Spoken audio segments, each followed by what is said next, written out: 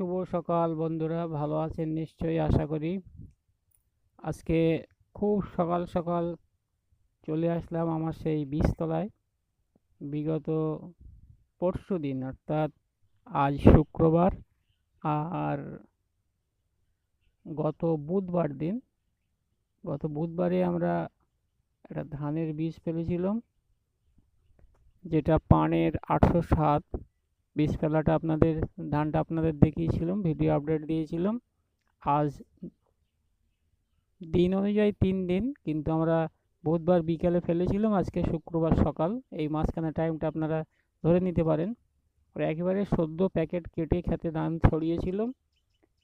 আর জার্মিনেশনটা খুব সুন্দর জার্মিনেশন হয়েছে দেখছি, প্রায় 90% জার্মিনেশন হয়েছে। কিছু বাকি আছে, হয়তো 10% কি 8% এরকম বাকি আছে। আশা করছি আজ সারাদিনের ভিতরে ওটা ক্লিয়ার হয়ে যাবে। খুব সুন্দর, এক কথায় খুব সুন্দর জার্মিনেশন হয়েছে।